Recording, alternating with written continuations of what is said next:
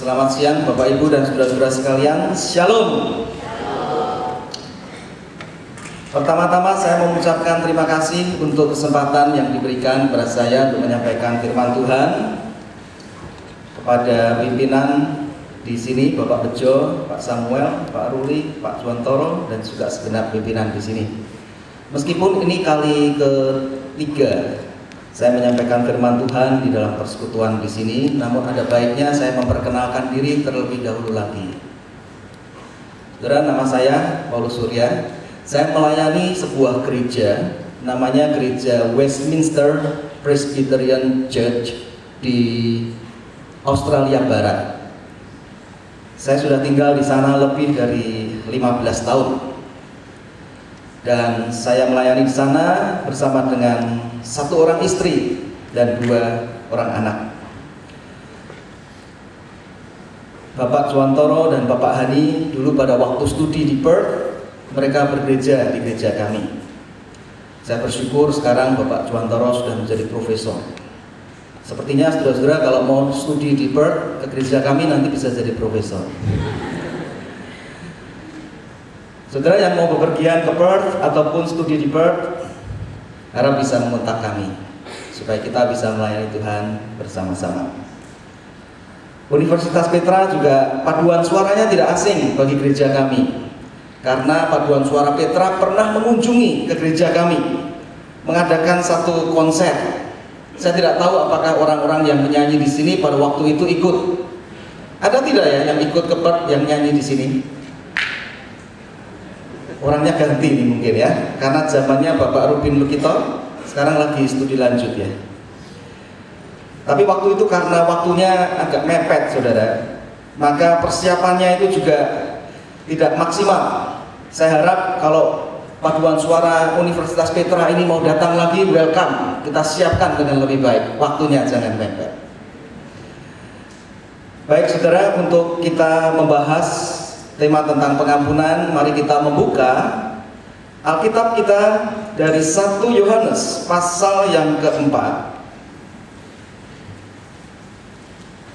1 Yohanes pasal yang keempat, kita membaca ayat 20 sampai 21 dan kita terus lanjut sampai pasal 5 ayat yang kelima.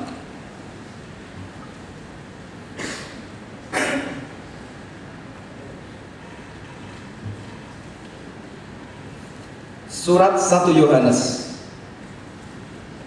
pasal 4 mulai ayat 20, 21 lanjut ke pasal 5, 1 sampai 5. Demikian firman Tuhan. Jikalau seorang berkata, "Aku mengasihi Allah," dan ia membenci saudaranya, maka ia adalah pendusta. Karena barang siapa tidak mengasihi saudaranya yang dilihatnya, tidak mungkin mengasihi Allah yang tidak dilihatnya. Dan perintah ini kita terima dari Dia. Barang siapa mengasihi Allah, ia harus juga mengasihi saudaranya. Setiap orang yang percaya bahwa Yesus adalah Kristus, lahir dari Allah. Dan setiap orang yang mengasihi Dia yang melahirkan, mengasihi juga Dia huruf kecil di sini, yang lahir daripadanya. Inilah tandanya bahwa kita mengasihi anak-anak Allah, yaitu apabila kita mengasihi Allah serta melakukan perintah-perintahnya. Sebab inilah kasih kepada Allah, yaitu bahwa kita menuruti perintah-perintahnya. Perintah-perintahnya itu tidak berat. Perintah-perintahnya itu tidak berat. Sebab semua yang lahir dari Allah mengalahkan dunia. Dan inilah kemenangan yang mengalahkan dunia, iman kita. Siapakah yang mengalahkan dunia selain daripada Dia yang percaya bahwa Yesus adalah anak Allah? Saudara, pada waktu Perang Dunia yang pertama, tentara sekutu di bawah Amerika sempat sangat-sangat terganggu dengan kapal-kapal selam Jerman yang begitu banyak dan seringkali menembak tiba-tiba. Oleh sebab itu, petinggi-petinggi tentara Amerika itu bertemu memikirkan bagaimana cara untuk menghadapi kapal selam Jerman. Nah, saudara, ada seorang anggota parlemen di Amerika yang namanya Will Rogers. Dia memiliki satu ide. Pada waktu dia diwawancara oleh wartawan, dia mengeluarkan ide itu. Ide dia adalah kesulitan dengan kapal-kapal selam Jerman, gampang mengatasinya. Didihkan saja air laut itu. Maka pada waktu air laut itu mendidih, kapal-kapal selam Jerman pasti tidak tahan untuk terus berada di dalam lautan. Mereka akan muncul ke permukaan.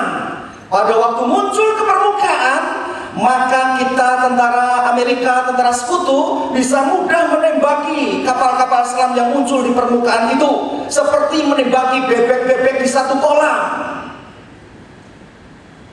Para wartawan mengatakan, ide brilian.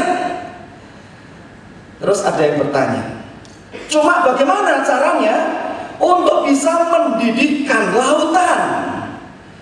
Will Rogers itu kemudian berkata, ya saya cuma memberikan ide, terserah orang-orang yang bertanggung jawab melakukannya. Saudara, seperti ini seringkali saat kita itu berbicara untuk melakukan perintah-perintah Tuhan, termasuk perintah untuk mengampuni. Seringkali kebenaran firman Tuhan bisa hanya menjadi konsep yang bagus, ide yang bagus, tetapi untuk dijalani itu sangat-sangat berat. Bahkan seringkali orang mengatakan mustahil. Satu kali di kota Perth ada pemuda yang studi di Perth bersama dengan sepupunya atau famili agak jauh. Lalu mereka bukan hanya pergi ke gereja sama-sama, tetapi juga bermain bersama-sama, lalu sering curhat. Nah, sang pemuda ini curhat kepada familinya ini yang juga seorang pemuda tentang seorang cewek yang menarik bagi dia. Jadi dia terus terang, gak berani cerita ke yang lain, tapi cerita ke temennya ini yang juga familinya ini dia berani. Aku sebetulnya naksir loh sama cewek itu, tapi aku gak berani deketin. Kamu bisa bantu gak? Oke, aku bantu dalam doa. Tapi nanti kalau ada kesempatan, aku bantu juga kamu bisa dekat. Jadi mereka kadang-kadang itu bertemu berdoa, saudara.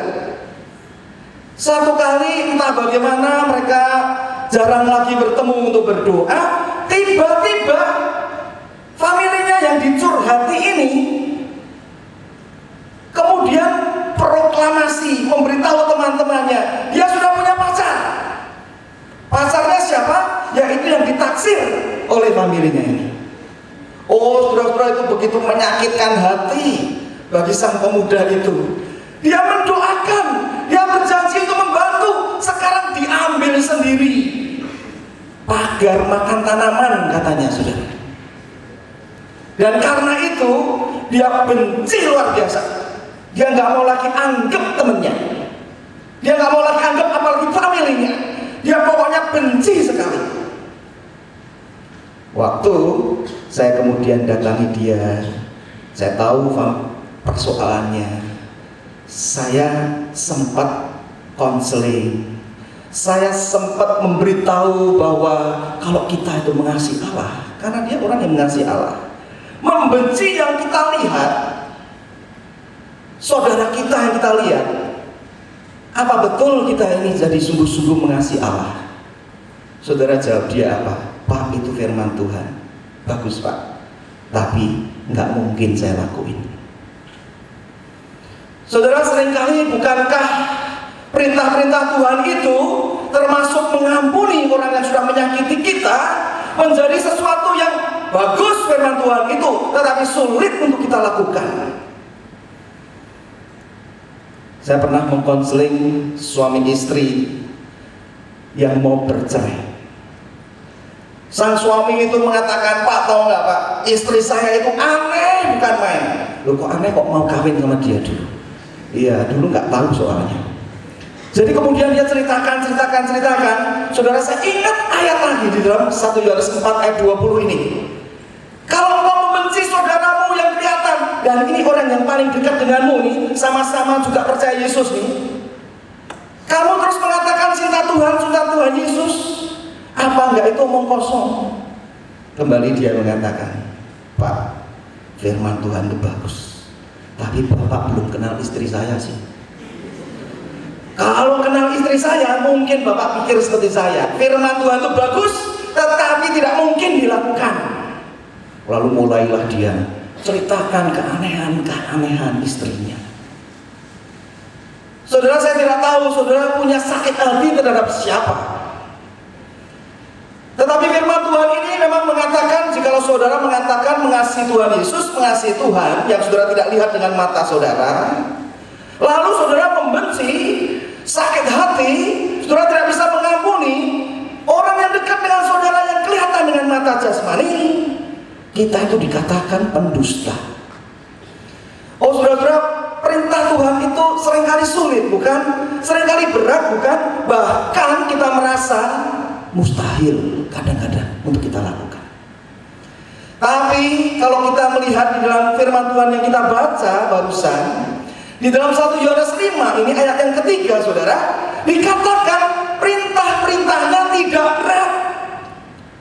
Loh, saudara, apa Rasul Yohanes ini nulis ini karena belum pernah sakit hati ya? Belum pernah diambil teman sendiri pacarnya kali, atau belum pernah kali mengalami orang yang serumah dengan dia itu aneh hidupnya. Tapi ini firman Tuhan, saudara, bahwa perintah-perintahnya itu tidak berat, termasuk perintah untuk mengampuni, termasuk perintah untuk tidak membenci saudara yang kelihatan dengan mata jasmani, yang telah menyakiti hati kita. Saudara, apa kalau begitu? Artinya perintah-perintahnya itu tidak berat. Apa artinya kalau begitu? Kata tidak berat itu dari kata aslinya itu bahrus, saudara, yang menunjuk kepada tidak membebani, tidak memberatkan, bahkan sebaliknya mengandung pengertian bisa kita lakukan dengan sukacita. Perintah-perintah Tuhan termasuk mengampuni, itu tidak membebani, tidak memberatkan, bahkan kita bisa lakukan dengan sukacita. Nah, kalau demikian pengertiannya, saudara, bagaimana dengan realita hidup? Seringkali orang tidak bisa melakukannya, bahkan mustahil untuk melakukannya. Mengapa dikatakan perintah Tuhan itu termasuk perintah untuk mengampuni?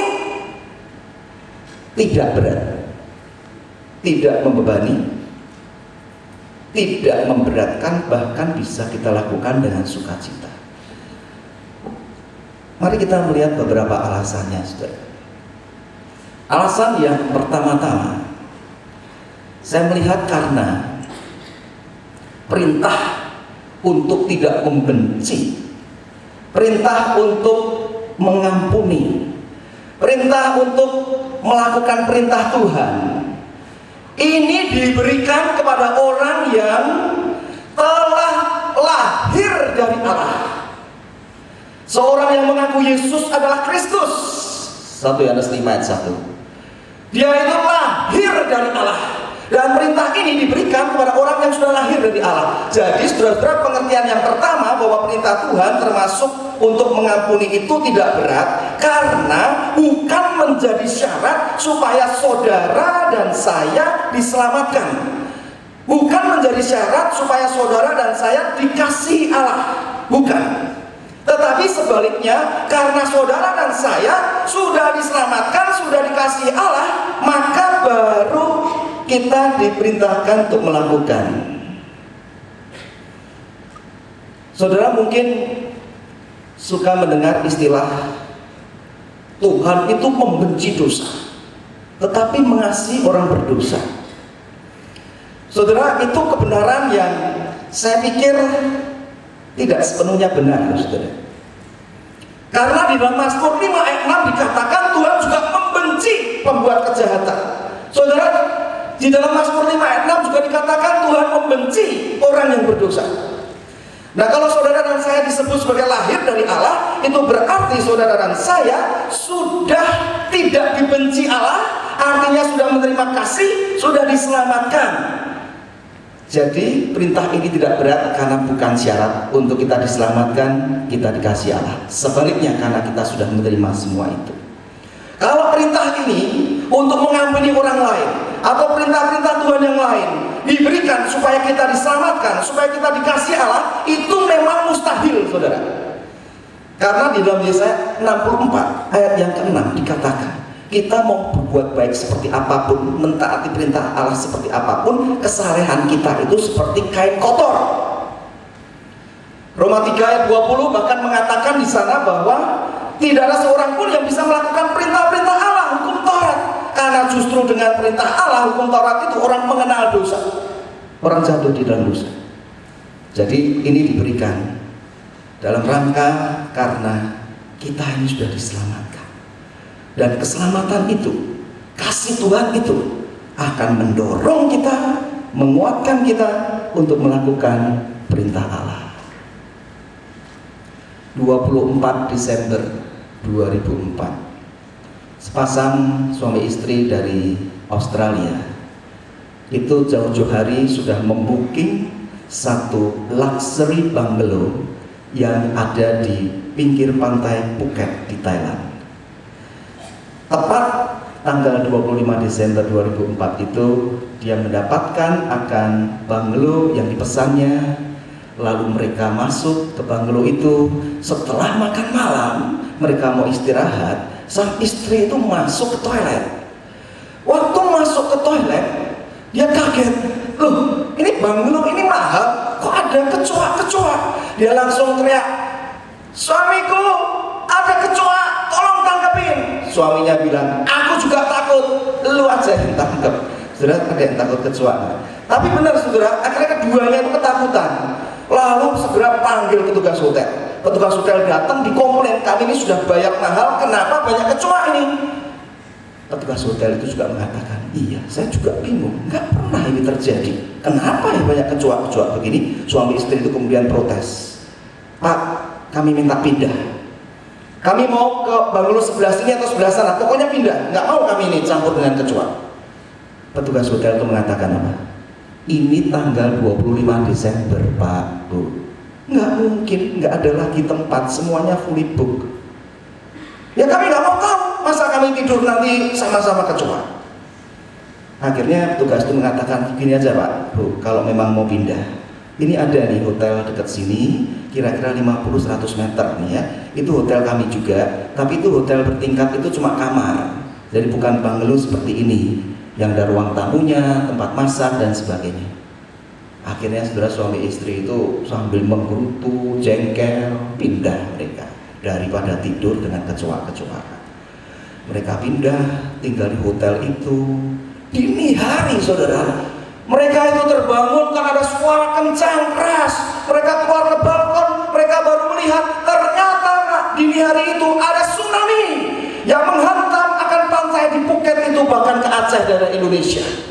Mereka itu gemetar karena apa? Mereka baru sadar Tuhan menyelamatkan mereka melalui kecoa-kecoa. Banyak orang itu mati meninggal saudara. Mereka selamat. Oh, itu mengubah hidup mereka saudara. Karena keselamatan ini diselamatkan dari tsunami, mereka pulang ke Australia itu hidupnya berubah. Apa yang dilakukan mereka? Membantu pelayanan misi, membantu pelayanan penginjilan. Dan yang menarik bagi saya, mereka juga menyelesaikan sakit hati terhadap keluarganya atau sanak familinya atau teman-temannya. Oh saudara-saudara, rupanya keselamatan yang mereka dapatkan dari tsunami itu mendorong mereka untuk melakukan hal-hal seperti itu. Bisa melakukan perintah Tuhan, lalu melakukan akan pengampunan terhadap orang lain. Itu baru diselamatkan dari tsunami ini, saudara. Kalau saudara dan saya memahami, saudara dan saya yang percaya Tuhan Yesus diselamatkan dari bencana yang jauh lebih besar daripada tsunami, seharusnya itu akan mendorong kita melakukan perintah Tuhan, melakukan pengampunan, dan perintah Tuhan itu menjadi tidak berat. Ada seorang pemuda yang tinggal di Ambon. Kurang lebih 3 mingguan dia mau menikah.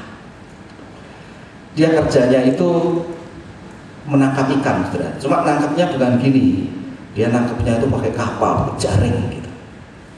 Pada waktu 3 minggu kemudian mau menikah nih, teman-teman sudah diberitahu, undangan sudah disiapkan. Sang pemuda, sang pria ini rasanya uangnya kurang nih, nanti kebanyakan hutang nih setelah nikah. Lalu dia ngomong sama calonnya, boleh nggak aku melaut nangkap ikan? Paling panjang 1 minggu. Saya bawa teman-teman, anak buahku. Nanti saya dapat 1 ton ikan dijual. Ini pesta kita bisa besar. Saudara, calonnya itu mengatakan boleh aja pergi. Pergi mereka, saudara, dari pantai di Ambon itu pergi menangkap ikan. Dan mereka itu pikir nangkap ikan jangan di perairan Indonesia, masuk ke perairan Australia, ikannya lebih gede-gede, ikan bule, saudara. Jadi mereka masuk gitu. Memang nangkap ikan gede-gede, saudara. Baru cuma 2-3 hari sudah dapat hampir 1 ton. Anak buahnya itu kemudian berkata, Pak, sudah cukup Pak, kita pulang. Enggak, sebentar lagi. Saya izinnya ke calon saya seminggu kok. Pak, hati-hati loh, nanti kita malah ketangkep polisi Australia. Bapak nggak jadi kawin loh nanti. Tenang aja, kamu nggak tahu ini kapal kita ini kan dilengkapi dengan alat yang canggih nih. Kalau sampai ada patroli datang jauh-jauh, ini alarm sudah bunyi ya, kita tinggal balik aja ke perairan Indonesia. Nggak usah takut, kenapa? Saudara, rupanya cukup banyak orang-orang yang nangkep ikan pakai cara begitu. Tapi polisi Australia itu juga nggak bodoh, saudara. Mereka tahu juga orang-orang itu pakai alarm begitu. Jadi pada waktu sudah 5 hari, mereka itu pada waktu berlayar, patroli polisi Australia itu tidak akan ketangkep radar kalau sembunyi di awan itu yang turun. Awan turun di permukaan, sembunyi. Tahu-tahu sudah dekat, nggak bisa lari, dan mereka ketangkep, saudara. Pada waktu ketangkep, mereka dibawa di tempat detention, penahanan itu di daerah Darwin. Karena belum ada tempat untuk menahan mereka, mereka ditaruh di atas kapal dulu. Tapi kapalnya diikat, mereka nggak bisa pergi kemana-mana dan dijaga oleh security atau polisi di sana. Saudara, pada waktu ketangkep itu, anak buahnya itu ada yang marah sekali. Ini gara-gara bos kita ini. Maka kita sendiri nggak bisa pulang. Saudara tahu apa yang dilakukan salah satu anak buahnya? Waktu pria itu tidur di kapal itu, dia diam-diam pergi ke dapur di atas kapal itu. Dia didihkan minyak, bukan untuk goreng apa-apa, saudara. Minyak itu dididihkan, terus dia ambil pelan-pelan masuk ke kamar bosnya. Temennya semua sudah tidur. Dia memang sengaja mau bunuh atau pokoknya mencelakai bosnya. Itu minyak disiramkan semua, saudara. Wah, pada waktu itu pria itu kebangun. Dia pikir apa ini sakit sekali. Ternyata dia sudah hampir dibunuh itu, saudara. Dia cepat-cepat terjunkan diri di air dan kemudian ditolong oleh polisi di situ. Tapi saudara, sekujur tubuhnya, mukanya dan juga tangannya, semuanya ini mengelupas. Akhirnya harus dibawa ke rumah sakit.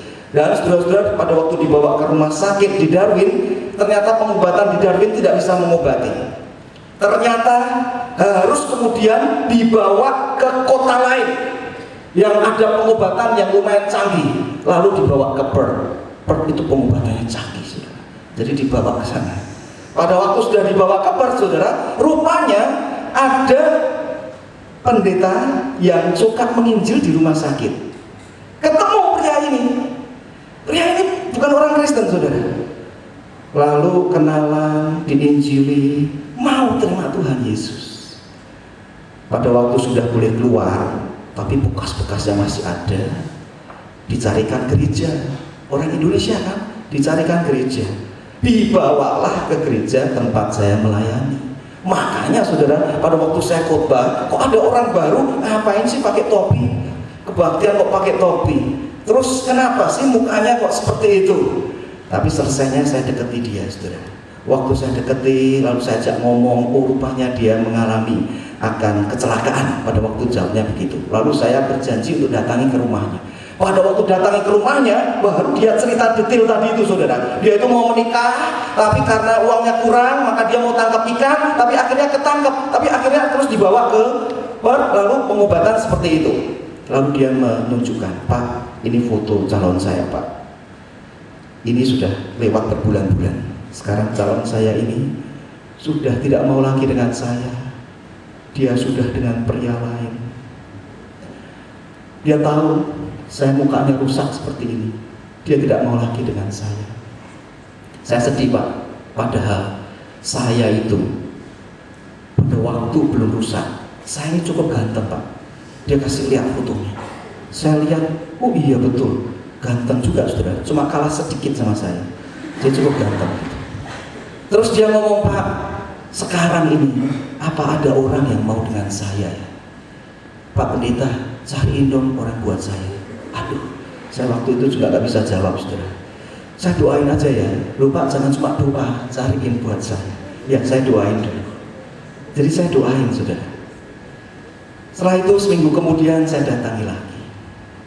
Waktu saya datangi lagi, dia itu ceritanya gini, Pak, saya ini sebetulnya ada orang yang mau dengan saya loh, Pak, tapi saya nggak mau. Kenapa kamu nggak mau? Iya, Pak, orang itu mau dengan saya karena dia buta, Pak, jadi nggak melihat saya, Pak. Ya saya kalau kawin sama orang buta nanti kan sama-sama repot. Jadi saya juga nggak mau. Cariin yang normal, Pak ya. Ya saya doain lagi, saudara. Seminggu kemudian saya datang. Saya heran, muka dia kok cerah begitu. Saya tanya dia, kenapa kamu mukanya kelihatan cerah hari ini? Lalu dia cerita cuma begini, sudah ceritanya itu. Saya tadi itu saat teduh pagi baca Alkitab, saya tuh baru menyadari arti kasih atau cinta yang sejati. Ternyata cinta manusia itu cinta yang berubah.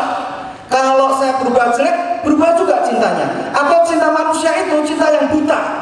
Karena buta tidak melihat kejelekan saya, maka ada orang yang mau dengan saya. Tetapi cinta Tuhan itu luar biasa ya. Cinta Tuhan itu tidak buta. Tuhan itu melihat saya yang bobrok begini, tetap mencintai saya. Dan cintanya tidak berubah. Saudara-saudara, dia tuh cerita gitu. Terus setelah itu dia cerita begini, Pak, ini sebetulnya saya harus tanda tangan dari pengadilan di sini meminta supaya saya ini tanda tangan mau mengampuni orang yang membunuh saya itu anak buah saya sendiri, atau saya tidak mau mengampuni. Kalau saya tidak mau mengampuni, hukumannya minimal 14 tahun, dia bilang begitu. Tapi kalau saya mau mengampuni, hukumannya akan turun jauh. Saya sebetulnya kemarin pikir nggak akan saya ampuni, tapi Pak, setelah saya tahu Allah itu begitu mengasihi saya, Yesus begitu mengasihi saya mau tanda tangan mengampuni ini, Pak. Betul nggak, Pak?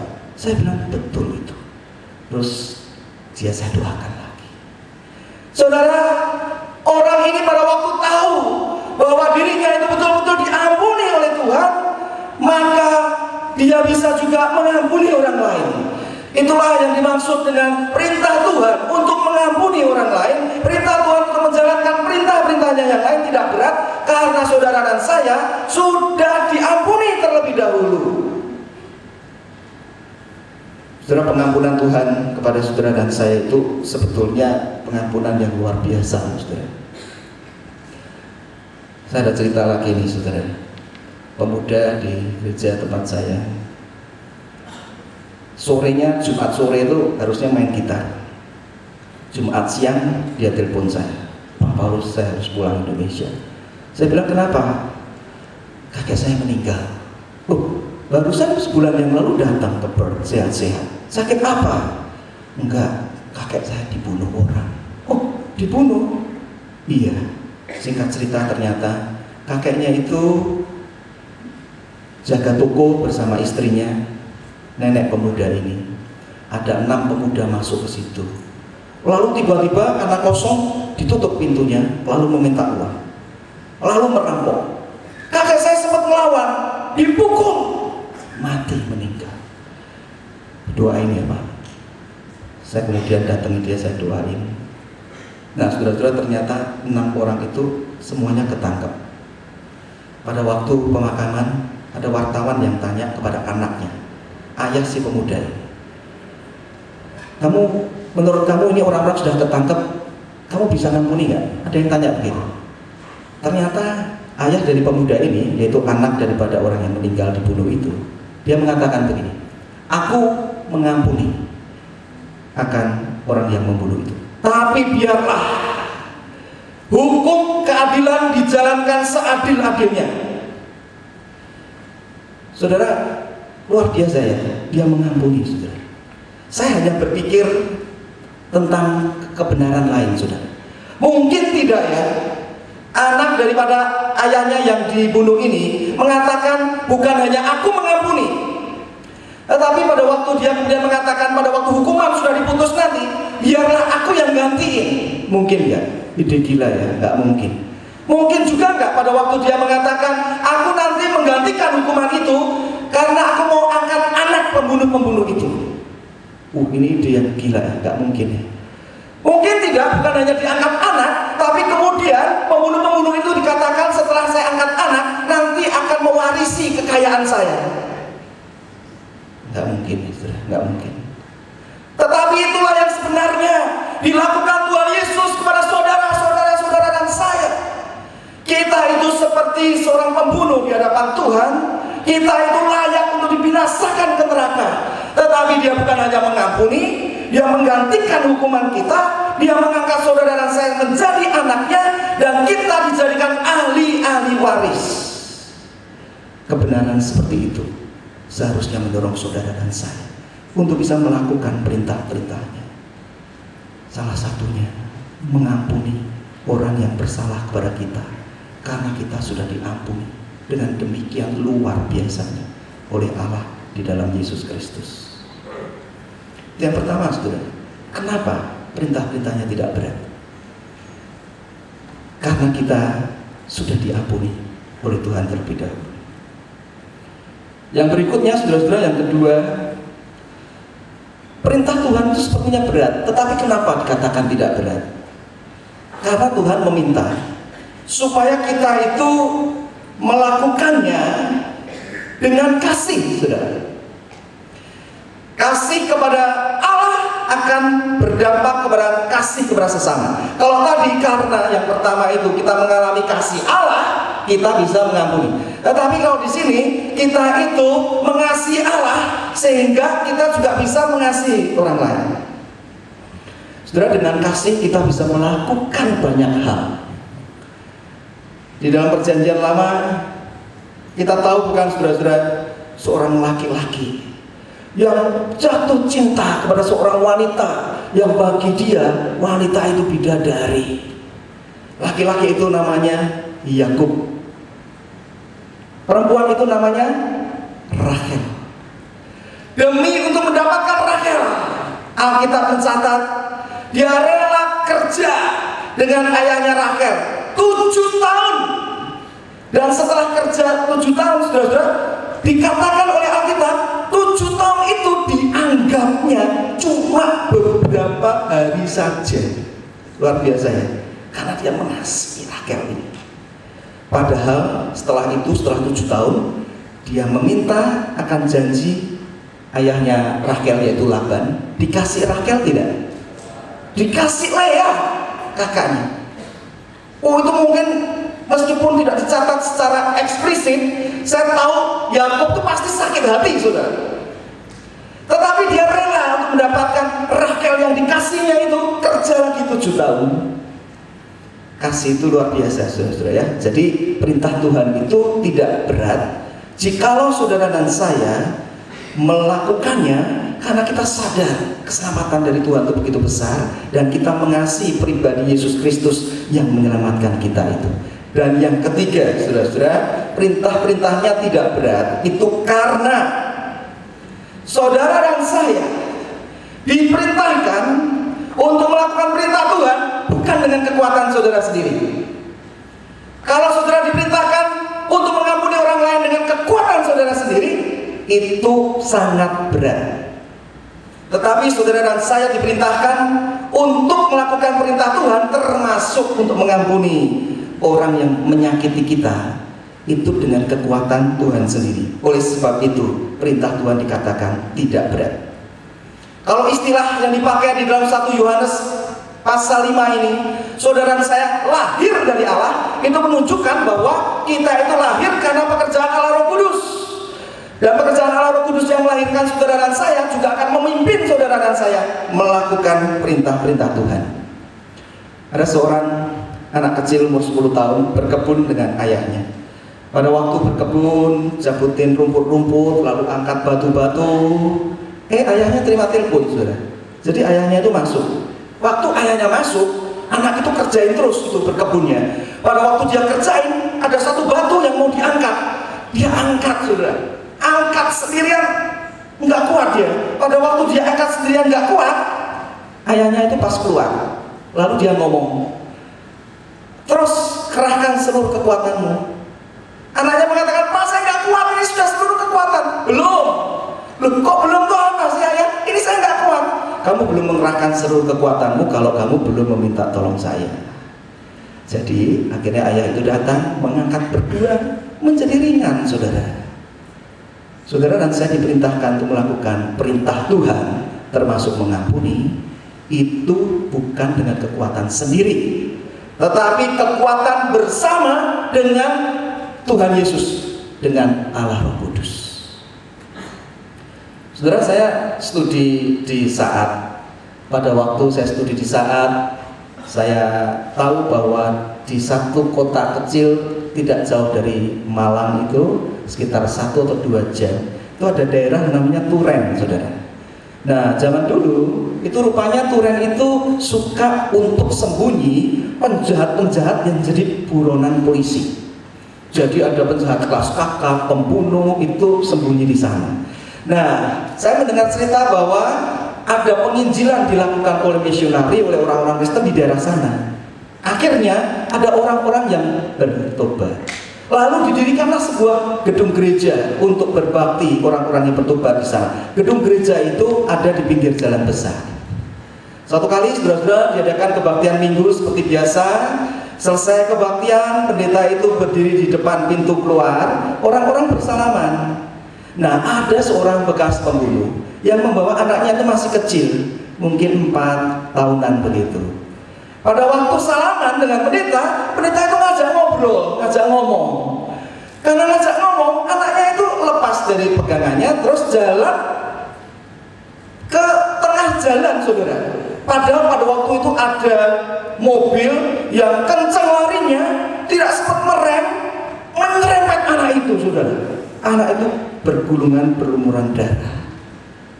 Orang-orang waktu tahu, ini anaknya bekas pembunuh itu, yang meskipun sudah bertobat, tapi mereka takut kalau sampai dia melakukan sesuatu karena mobil yang menabrak itu berhenti.